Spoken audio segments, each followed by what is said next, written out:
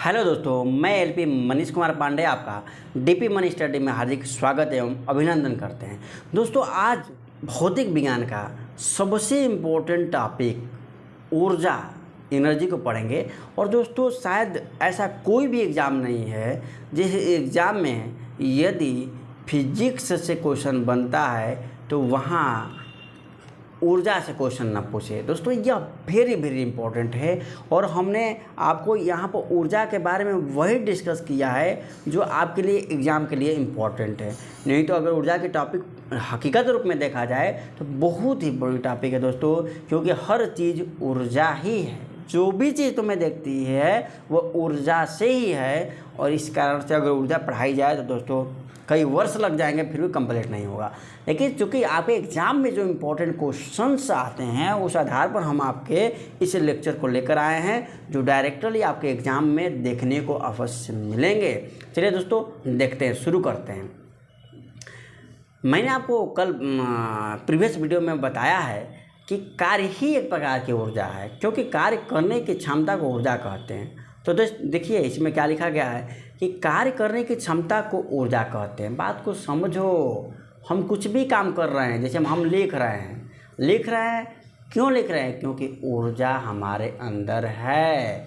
यानी जितनी कब तक लिखेंगे? जब तक हमारी ऊर्जा होगी। यानी हम कार्य तभी तक कर पाएंगे जब तक ऊर्जा होगी, और जितनी ही कार्य करेंगे वो क्यों करेंगे? क्योंकि हमारे अंदर ऊर्जा है। यानी एक तरीक़ा से समझो, यानी ऊर्जा के कारण ही हम कार्य करेंगे, या दूसरे रूप में हम इसे ये भी कह सकते हैं कि हम जो भी कार्य करते हैं, किसी वस्तु पर हम जो भी कार्य करते हैं वह कार्य उस वस्तु में ऊर्जा के रूप में संचित हो जाती है। क्या हो जाती है? संचित हो जाती है। क्यों मैंने कहा? क्योंकि आप सभी को हाई स्कूल या क्लास 9th या क्लास 7th में ही ऊर्जा संरक्षण का नियम पढ़ाया गया होगा। ऊर्जा संरक्षण के नियम में आपको क्या बताया गया होगा कि पूरी ब्रह्मांड की जो ऊर्जा है वो क्या है? कांस्टेंट है। क्या है? कांस्टेंट है, यानी नियत है। ऊर्जा कभी ख़त्म नहीं होती है, ऊर्जा कभी ख़त्म नहीं होती है, वो नियत है। तो क्या होता है? एक्चुअल में ऊर्जा का रूप का रूपांतरण होता है। यानी ऊर्जा एक्चुअल में ख़त्म नहीं होती है, केवल एक रूप से दूसरे रूप में चेंजिंग हो जाती है। तो वह ऊर्जा किस रूप में चेंजिंग हो गई? कार्य के रूप में। और जिस वस्तु पर कार्य करेंगे उल्टा रूप में, जिस वस्तु पर जितना कार्य करेंगे वह पूरा का पूरा कार्य उस वस्तु में ऊर्जा के रूप में संचित हो जाता है। दोस्तों, समझने की कोशिश करो। यह कॉन्सेप्ट जिसने समझा वो कार्य ऊर्जा के सारे न्यूमेरिकल को सॉल्व कर ले जाएगा। चलो देखो, तो कार्य करने की क्षमता को ऊर्जा कहते हैं। यानी ऊर्जा भी एक कार्य की तरह क्या अदिश राशि हुई और इसका मात्रक भी जूल हुआ। क्यों? क्योंकि कार्य बराबर ऊर्जा, अभी बताया मैंने ना। चलो दोस्तों, मुख्यतः मैंने लिखा है, यानी ऊर्जा मुख्यतः 2 प्रकार की होती है। ऐसे तो अनंत प्रकार होगा ऊर्जा का दोस्तों, इस बात में कोई भी संदेह न रखना, क्योंकि हर एक ब्रह्मांड का हर एक पदार्थ ऊर्जा का कोई ना कोई रूप है। इसलिए ऊर्जा का तो कोई माने अंत ही नहीं है। जो भी बात करो एनर्जी ही है। लेकिन आपके एग्जाम आप व्यूज अगर देखें तो ऊर्जा मुख्यतः 2 प्रकार की होती है। वह कौन कौन सी ऊर्जा होती है? तो देखो, तो पहला हमारा गतिज ऊर्जा है और दूसरा हमारा स्थितिज ऊर्जा है। तो पहले गतिज ऊर्जा के कॉन्सेप्ट को समझते हैं। लिखा है कि किसी वस्तु की गति के कारण जो कार्य करने की क्षमता होती है। देखो दोस्तों, यहाँ भी कार्य की बात मैंने ला दिया, क्योंकि कार्य ही ऊर्जा है और ऊर्जा ही कार्य है। मैं कई बार इस बात को कहूँ तो किसी वस्तु की गति के कारण जो कार्य करने की क्षमता होती है उसे गतिज ऊर्जा कहते हैं। यानी गति के कारण उसके अंदर जो क्षमता आएगी कार्य करने की वह गतिज ऊर्जा कहलाएगी। बात को समझो, डायरेक्टली एग्जाम में आएगा। इसको के से प्रदर्शित करते हैं। क्यों? क्योंकि इसको इंग्लिश में काइनेटिक एनर्जी कहते हैं। उसका मान क्या होता है दोस्तों? तो के बराबर होता है ½ mv²। काइनेटिक एनर्जी हमारा जो भी होती है वो ½ mv² होता है। अब प्रश्न है कि यह आता कहाँ से है? तो दोस्तों बताते हैं आपको आता क्या कैसे। दोस्तों, यह इसलिए आपको बता रहे हैं ताकि हकीकत ज्ञान को समझ सकें। यदि आप हकीकत ज्ञान से समझिएगा तभी जाकर कोई भी सवाल नहीं बल्कि बातें करके ही उतर पाइएगा। चलिए देखिए, समझाते हैं कि के बराबर ½ mv² कैसे आया। दोस्तों माना कोई यम द्रव्यमान की कोई वस्तु, यम द्रव्यमान के वस्तु पर हम यफ बल लगाते हैं तो यह वस्तु शुरू में क्या रहती है, स्थिर रहती है, यानी शुरू में इसका वेग क्या है दोस्तों, 0। और जब हम इस पर यफ बल लगाते हैं तो शुरू में जो वेग होता है उसे यू से हम क्या करते हैं, प्रदर्शित करते हैं। यफ बल लगाते ही क्या होता है, यह 0 से, अब बताइए बल लगाते हैं तो ये क्या करने लगेगी, इसमें वेग आ जाएगा। तो यह जो प्रारंभिक वेग है 0 से यह कन्वर्ट हो जाता है किस में, भी में, अंतिम वेग को भी से करते हैं। तो हमने माना कि किसी पर यफ बल लगाया, यानी कोई वस्तु यम की गिरा की है और इस पर यफ बल लगाया तो वह भी वेग में परिवर्तित हो गई। किस बल के कारण, इस यफ बल के कारण यह भी वेग से दौड़ने लगे, चलने लगे। तो दोस्तों इस पर हमने बल लगाया तो यह वस्तु यहाँ से लेकर यहाँ विस्थापित भी हुई, यहाँ से लेकर यहाँ तक भी क्या है, विस्थापित भी हुई। तो इस विस्थापन को हम डी मान लेते हैं, डी मान लो या यस मान लो, यस भी मान सकते हो, डी मान लेते हैं। तो अगर हम कार्य निकालेंगे कि वस्तु द्वारा किया गया कार्य कितना है, तो कार्य बराबर क्या होगा, और कार्य बराबर अगर हम निकालें कि वस्तु द्वारा किया गया कार्य क्या होगा, तो यफ इंटू डी होगा, यफ इंटू डी होगा, यानी हमें यफ निकालना पड़ेगा। तो यफ निकालने के लिए हम मान लेते हैं कि इस वस्तु पर जब हमने कार्य किया तो इस वस्तु पर कार्य किया तो हम यफ बराबर क्या होगा, यफ बराबर होता है यम इंटू ए, यम का मान हमारा क्या है, यम का मान यम है। मानते हैं कि जो त्वरण है वो ए कार्य किया होगा, तो यम इंटू ए हमारा भार का मान, बल का मान हो जाएगा, क्या हो जाएगा, यम इंटू ए इंटू डी। डी के जगह पर हम मानते हैं कि डी माने इस यश दूरी विस्थापित हुई, क्या मानते हैं, माना कि यश दूरी विस्थापित हुई, तो डी की जगह हम क्या लिख दिए, यश लिख दिए। ठीक है दोस्तों, अब आगे देखो दोस्तों, यानी यहाँ पर हमें कौन कौन से मान रखने हैं, ए का मान रखना है कि ए का मान क्या होता है, ए का मान हम कैलकुलेट कर लें और यश या दूरी का मान कैलकुलेट कर लें और इस फार्मूला में रख दे तो हमारा किया गया कार्य निकल जाएगा। और आप बताओ ए किससे कहते हैं, बताओ, वेग परिवर्तन के दर को एक कहते हैं, त्वरण कहते हैं। त्वरण कैसे कहते हैं, वेग परिवर्तन की दर को हम मानते हैं भी हमारा, मानते क्या है, भी हमारा अंतिम वेग है दोस्तों। प्रारंभिक वेग वस्तु शुरू में क्या है, 0 है, प्रारंभिक वेग 0 है, तो हमारा ए बराबर वेग परिवर्तन यानी भी माइनस 0, यही परिवर्तन हुआ होगा कितने समय में, तो हमने माना कि टी समय में परिवर्तन हुआ। तो वेग हमारा त्वरण की यही परिभाषा कहती है वेग परिवर्तन की दर को, यानी भी माइनस 0 बटा टी, यानी हमारा एक मान यहाँ से क्या निकला दोस्तों, भी बटा टी निकला। तो लिख दो यहाँ पर भी बटा टी। अब आगे देखो, आगे हमें क्या चाहिए, दूरी, यश। आप सभी जानते हो कि दूरी की फार्मूला क्या होती है कि यश बराबर, आप सभी को गति का समीकरण पता होगा, यश बराबर क्या होता है, U T plus half A T square. नहीं पता है दोस्तों, प्रीवियस वीडियो देखो, हो जाएगा पता। यू का मान क्या है दोस्तों, प्रारंभिक हमारी गति यू का मान 0 है, तो टी में मल्टीप्लाई करेंगे तो 0 होगा, हाफ की जगह हाफ रखो। ए का मान क्या है दोस्तों, ए का मान अभी हमने निकाला है, ऊपर देखो भी बटा टी है, तो यहाँ पर लिख दो भी बटा टी, लिख दिए। और टी स्क्वायर है तो इसको टी स्क्वायर रहने दो। यहाँ से देखो, इस एक टी है, यहाँ 2 टी है, कट जाएगा, यानी तुम्हें क्या मिलेगा, भी टी देखो ऊपर क्या मिलेगा, भी इंटू टी बटा 2 मिलेगा। किसका मान, यश का मान। यही यश का मान अब कहाँ रखना है हमें दोस्तों, यहाँ पर रख देना है। तो रखो क्या गया कार्य, डब्लू बराबर क्या होगा, देखो क्या गया कार्य, डब्लू बराबर क्या आया है हमारा, यम इंटू ए, तो एम इंटू ए रहने दो, एम इंटू ए का मान क्या रखोगे दोस्तों, देखो ए का मान क्या रखोगे, ए का मान अभी हमने क्या बताया, भी बटा टी, तो यहाँ पर रख दो भी बटा टी इंटू क्या है हमारा, भी टी इंटू यश का मान हमने अभी क्या निकाला, भी टी बटा 2 निकाला, क्या निकाला, भी टी बटा 2, यहाँ पर 2 रखो। ध्यान से देखो यहाँ से क्या क्या कटने वाला है, देखो अब पेन को हम कलर चेंज करते, देखो यहाँ से टी से तुम्हारा टी कट जाएगा, यहाँ से तुम्हारा भी इंटू भी मिलेगा, तो और यम मिलेगा, देखो 1/2 मिलेगा, तो लिख दो 1/2 यानी हाफ, यम यानी यम, अब भी इंटू भी यानी भी स्क्वायर, यानी हाफ एम बी स्क्वायर निकल गया ना। किया गया कार्य हमारा क्या निकल गया, हाफ एम बी स्क्वायर। अभी हमने क्या बताया कि किसी वस्तु पर किया गया कार्य, यह कार्य क्यों किए हैं, क्योंकि हमारा एनर्जी रहा होगा, यानी यही एनर्जी रहा होगा। या दूसरे रूप में समझने की कोशिश करो। दूसरी बात क्या कर सकते हो कि मैंने क्या बात बताया कि किसी वस्तु पर किया गया कार्य क्या हुआ है कि यह वस्तु प्रारंभिक में 0 इसका जो वेग था, लेकिन बाद में इसका वेग क्या हो गया, v हो गया, जिसका द्रव्यमान क्या था, यम था। तो यह कार्य हमारा हुआ क्या, कार्य संपन्न कि 0 वस्तु में वेग 0 थी, यानी स्थिर अवस्था से गति अवस्था में बदल गई और वो वेग हमारा क्या होगा, v हो गया। यही कार्य हुआ है। तो यह जो कार्य हुआ है, यह कार्य इसमें जो हमारा कार्य किया है तो ऊर्जा का लॉस हुआ है और यह ऊर्जा इस रूप में संचित हो गया। किस रूप में, गति के रूप में संचित हो गया। यानी स्थिर में हमारी जो ऊर्जा थी वह गति में परिवर्तित हो गई, क्योंकि किया गया कार्य किस रूप में बदल गया, गतिज ऊर्जा के रूप में बदल गया। यानी यह किया गया कार्य क्या है, हमारा गतिज ऊर्जा, क्योंकि हम बताया है एक कार्य बराबर ही ऊर्जा होता है। तो हमारा यह किया गया कार्य ही क्या निकल गया, गतिज ऊर्जा हो गया, जिसको के से डिनोट करते हैं। तो निकल गया दोस्तों के बराबर हाफ mv² कहाँ से होता है।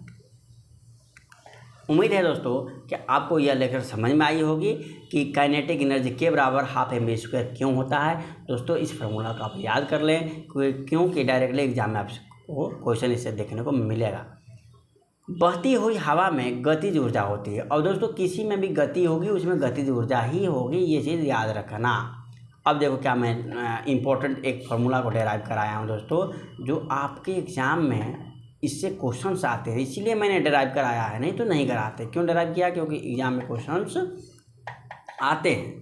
क्या डेराइव कराया है दोस्तों कि relation between kinetic energy and momentum. दोस्तों यह क्वेश्चन एग्जाम में आता है क्या कि गतिज ऊर्जा संवेग में संबंध, ये डायरेक्टली सूत्र पूछ देगा या सूत्र के आधार पर आपके एग्जाम में न्यूमेरिकल पूछ देगा। तो दोस्तों मैं सूत्र को ही प्रूव कराऊंगा, क्योंकि हम आपको यहाँ पर हकीकत ज्ञान देने आए हैं, न कि आपको किसी भी चीज़ को रटाने आए हैं। देखो दोस्तों क्या कह रहा है वी नो डैट, हम जानते हैं, क्या जानते हैं कि संवेग p बराबर क्या होता है, m इंटू वी, और संवेग p बराबर m इंटू वी होता है। और एक बात और जानते हैं, क्या जानते हैं कि k बराबर हमारा होता है हाफ mv²।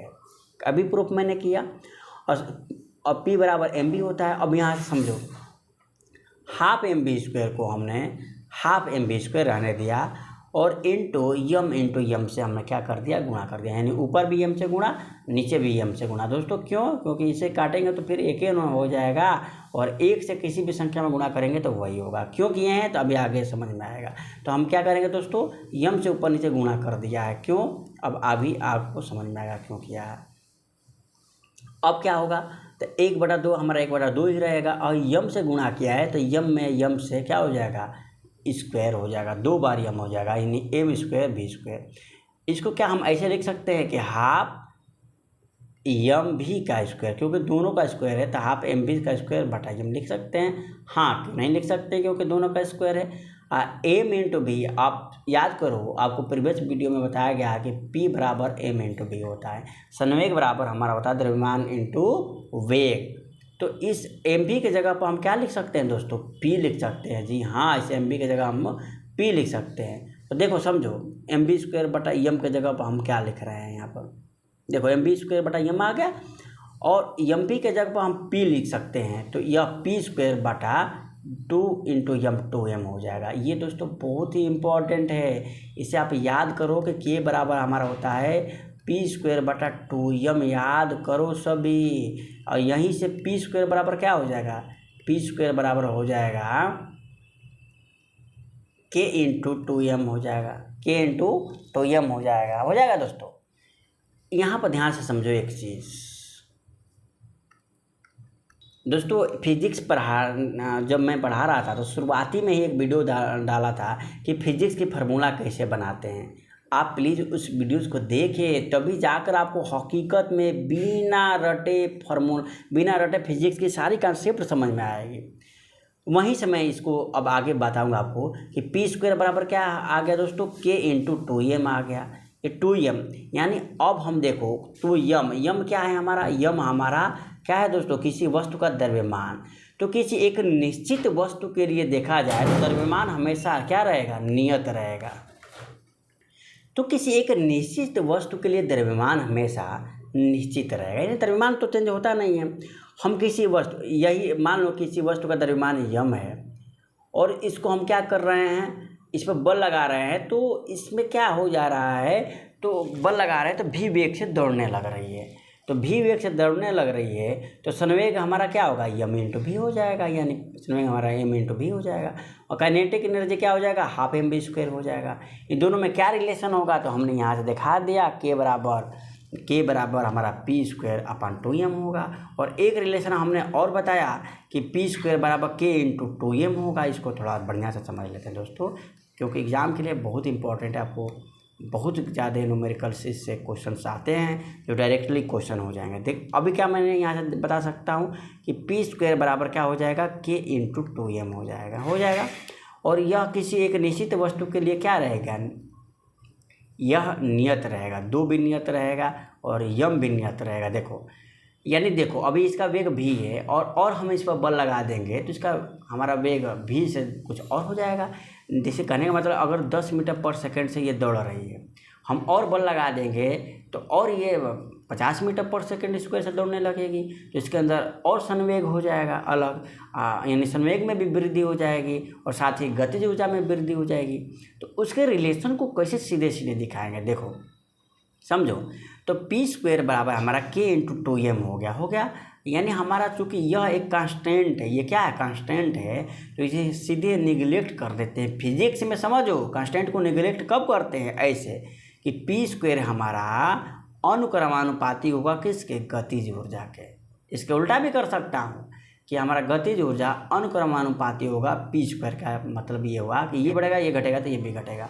और आप सबको हमने प्रीवियस वीडियो में बताया कि जब अनुक्रमानुपाती हटाते हैं तो ये कांस्टेंट लिखते हैं, तो के की जगह हम के, अब इसके जगह पर अगर हम बराबर लिखेंगे बराबर, तो हमें कांस्टेंट लिखना पड़ेगा। वही कांस्टेंट क्या है, 2m है, क्या है, 2m है। तो यहाँ से देखो, यहाँ के अनुक्रमानुपाती पी स्क्वायर हुआ, तो यहाँ से हम एक डेराइव कर सकते हैं फार्मूला, क्या कि अगर किसी समय में हमारा गतिज ऊर्जा k1 है तो हमारा उस समय हमारा जो संवेग होगा वो p1 होगा, और किसी समय में हमारा गतिज ऊर्जा k2 है तो उस समय में मान लीजिए कि हमारा संवेग क्या होगा, p2 होगा। तो इनका जो हमारा अनुपात होगा ये आपस में क्या होगा, बराबर होगा। ये दोस्तों फिजिक्स का कॉन्सेप्ट है, समझो। यानी किसी में भी अब तुम रिलेशन अनुक्रमानुपाती का निकाल दिए, जैसे देखो यक्ष और वाई में मान लो कहीं से भी अनुक्रमानुपाती रिलेशन है इसमें, तो इसका मतलब ये हुआ कि x1 की जो वैल्यू है और x1 बटा x2 की जो वैल्यू है वो y1 बटा y2 के बराबर होगी। यानी इसमें जिस रेशियो में चेंजिंग होगी उसी रेशियो में इसहू में चेंजिंग होगी, उसी को अनुक्रमानुपाती कहते हैं। यह कॉन्सेप्ट हमेशा याद रखोगे तो क्वेश्चन आसानियों में सॉल्व कर लोगे। और हमने इसको प्रीवियस वीडियो में प्रूव भी कराया है कि डायरेक्ट मान में रखोगे तो उत्तर आएगा, लेकिन इससे इजी हो जाएगा। यानी मैंने क्या बताया कि k1 बटा k2 हमारा जो होगा p1 स्क्वायर बटा p2 स्क्वायर के क्या होगा, रेशियो के समान ही होगा। मान लो आपको ऐसे नहीं समझ में आ रहा है, नहीं समझ में आ रहा है तो कोई दिक्कत नहीं, डायरेक्ट देख लो ऐसे भी, k1 बटा k2। अब बताओ k1 के जगह पर हम क्या लिख सकते हैं, p1 स्क्वायर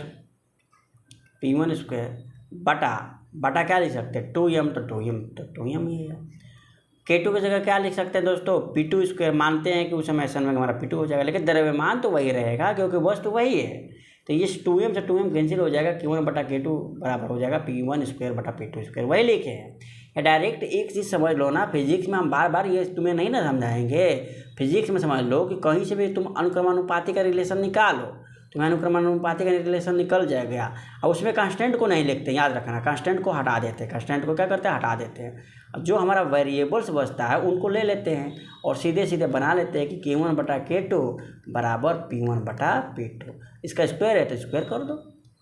इससे दोस्तों एग्जाम में क्वेश्चन काफ़ी ही छोटा हो जाता है। और इसको हम ये भी लिख सकते हैं क्या, कि k1 बटा k2 बराबर p1 बटा p2 का होल स्क्वायर लिख सकते हैं। हाँ, और इससे क्वेश्चन कैसे करते हैं to देखिएगा आप सभी कैसे करते हैं। क्वेश्चन है दोस्तों कि एक कण की गतिज ऊर्जा तथा संवेग की गतिज मान समान है तो कण का वेग क्या होगा। दोस्तों ये क्या कह रहा है कि अगर संवेग p और किसी वस्तु का जो संवेग है उसकी गतिज ऊर्जा के समान है तो उस वस्तु का वेग क्या होगा। v बराबर क्वेश्चन मार्क का। आप सभी को पता है कि संवेग बराबर क्या होता है, m इंटू बी, तो m इंटू बी कर दीजिए। k बराबर क्या होता है, हाफ एम बी स्क्वायर, तो हाफ एम बी स्क्वायर कर दीजिए। यहाँ से देखिए m से m कैन से v का मान पूछ रहा है। यहाँ से देखिए ये 2 बार स्क्वायर है तो एक बार इसको काट देगा, यहाँ पर क्या बचेगा दोस्तों, 1 बचेगा, 0 नहीं बचेगा क्योंकि कट रहा है, 1 बचेगा। तो यहाँ से v बराबर क्या आ जाएगा, आप सभी बताओ, v बराबर हमारा 2 आ जाएगा। 2 मीटर प्रति सेकेंड इसका क्या हो जाएगा, मात्रक हो जाएगा। काफ़ी इंटरेस्टिंग दोस्तों क्वेश्चन है। कभी भी पूछे कि किसी कण की गतिज ऊर्जा और उसका संवेग समान होगा, गणितीय मान उसका, गणितीय मान का है, गणितीय मान यानी आंकिक मान इसका समान होगा तो उसकी वेग हमेशा 2 मीटर पर सेकेंड स्क्वायर ही होगी। चलो दोस्तों नेक्स्ट क्वेश्चन को देखते हैं। नेक्स्ट क्वेश्चन क्या कह रहा है, एक पिंड के रैखिक संवेग में 10% की वृद्धि करने पर इसकी गतिज ऊर्जा में प्रतिशत वृद्धि क्या होगी। और दोस्तों जिस दिन हम प्रतिशत आपको मैथ में पढ़ाएंगे उस दिन इस क्वेश्चन को आपको सामने लाएंगे। इस क्वेश्चन को काफ़ी इजी तरीक़ा से चुटकियों में सॉल्व किया जा सकता है। अब वैसे देखो दोस्तों, इसको हमने कैसे इसमें बताया है, क्या बताया है कि यहाँ चूँकि यहाँ k बराबर पी स्क्वायर बटा 2m होता है दोस्तों, आपको पता है। यहाँ m हमारा कांस्टेंट है तो k अनुपात पी स्क्वायर हो जाएगा दोस्तों। यानी k हमारा p इंटू पी, यानी 2 चीज़ का गुणा होने पर अब कोई तीसरा चीज़ प्राप्त हो रही है। तो ऐसे प्रश्नों को हम क्षेत्रफल वाले प्रतिशत की सवाल की तरह हल करते हैं, सॉल्व करते हैं दोस्तों। क्योंकि हम प्रतिशत आपको पढ़ाएंगे तो ये काफ़ी इजी हो जाएगा। यानी कभी भी क्षेत्रफल की फार्मूला देखते हैं तो ए बराबर क्या होता है, लेंथ इंटू ब्रीथ, यानी लंबाई इंटू चौड़ाई होता है। 2 चीज़ का गुणा करते हैं तो एक तीसरा चीज़ जो कभी भी प्राप्त होता है तो उसको हम एक मेथड से करते हैं। क्या वो मेथड है, a इंटू बी बटा 100 बराबर एरिया। एरिया का मतलब कोई भी वस्तु, जैसे यहाँ पर क्या है हमारा p इंटू पी है तो p इंटू पी बटा 100 इंटू बराबर k कर देंगे। k मतलब यहाँ पर काइनेटिक एनर्जी, k का मान यहाँ पर देखो हमारा तीसरा चीज़ कब प्राप्त हुआ, जब 2 चीज़ का मल्टीप्लाई हुआ है, यानी a इंटू बी बटा 100, वही p इंटू पी बटा 100 बराबर k। यानी इसका मतलब क्या हुआ, देखो समझो, यह भी अपने आप में दोस्तों 100% होता है, यह भी अपने आप में 100%, यह भी अपने आप में 100%, और यह भी अपने आप में क्या है दोस्तों 100% है। क्योंकि दुनिया का हर एक वस्तु अपने आप में 100% होती है। यहाँ पर 100 से डिवाइड क्यों किया दोस्तों, क्योंकि यह 100 कट जाएगा तो क्या बचेगा, 100 बराबर 100 बच जाएगा। ठीक है दोस्तों, तो इसमें कोई मान में परिवर्तन नहीं होगा, इसलिए हम 100 से एक क्या करते हैं, भाग करते हैं, ताकि मान में कोई परिवर्तन ना हो। हर चीज़ अपने आप में 100% है। क्वेश्चन में कह रहा है, अब समझो, अब इसको कैसे सॉल्व करते हैं। क्वेश्चन में कह रहा है हर चीज़ अपने आप में 100%, लेकिन क्वेश्चन में कह रहा है कि संवेग में 10% की वृद्धि करते हैं। यानी संवेग अपने आप में तो 100% है ही, इसमें 10% की क्या कर देते हैं, वृद्धि कर देते हैं, तो नया संवेग हमारा क्या हो जाएगा, 110% हो जाएगा। बात समझ में आ रही कि नहीं आ रही। और इसकी गतिज ऊर्जा में प्रतिशत वृद्धि पूछ रहा है। यानी अब देखो, संवेग में 10% की वृद्धि करते हैं, संवेग अपने आप में 100% और 10% की वृद्धि कर दिए तो हुआ कितना, 110% हुआ। तो यही तुम संवेग की जगह रखोगे तो तुम्हारा अपने आप उत्तर देखने को मिल जाएगा। रखो तो क्या तुम्हें मिलेगा, क्या है p इंटू पी, यानी यह भी अपने आप में 100%, यह भी अपने आप में 100%, लेकिन 10% की वृद्धि हुई है तो यह हो गया 110 इंटू यह भी हमारा संवेग हो गया 110 बटा 100 बराबर k अपने आप में 100% है। अब समझो 2 जीरो से हमारा यह जीरो कैंसिल, और 11 में 11 से गुणा करोगे तो क्या आएगा, 11 का 121 बराबर k आया दोस्तों। यानी इसमें 21% की क्या हो गई, देखो k अपने आप में 100% है 100%, लेकिन यहाँ पर कितना परसेंट आ गया, 121% आ गया। यानी हमारी गतिज ऊर्जा में 21% की क्या हो गई, वृद्धि हो गई। डायरेक्टली दोस्तों इसे मैथ से रिलेट करके क्वेश्चन को सॉल्व करोगे, नहीं तो दूसरी विधि क्या है, दूसरी विधि भी मैथ की ही है कि कभी भी डायरेक्टली जब वृद्धि होती है तो उसे क्या करते हैं, पॉजिटिव में लिखते हैं। यानी P प्लस PP अपन 100, यानी 10 प्लस 10 इंटू 10 बटा, ये टोटली दोस्तों मैथ पर रिलेट करता है। अगर यह बात नहीं भी समझ में आ रही होगी तो टेंशन ना लो, मैथ पढ़ाएंगे, बहुत जल्द प्रतिशत को पढ़ाने वाले हैं, आपको सब डाउट क्लियर हो जाएगा। दोस्तों आज के लिए इतना ही रखते हैं, और अगली वीडियो में फिर हम एक ऊर्जा पर डिस्कस करेंगे, जैसे में स्थितिज ऊर्जा या यांत्रिक ऊर्जा या आपके और भी जो ऊर्जा के मुख्यतः प्रकार है उस पर हम डिस्कस करेंगे, और 2-3 न्यूमेरिकल को लगाएंगे जो डायरेक्टली आपके एग्जाम में देखने को मिलेंगे। तब तक के लिए दोस्तों धन्यवाद।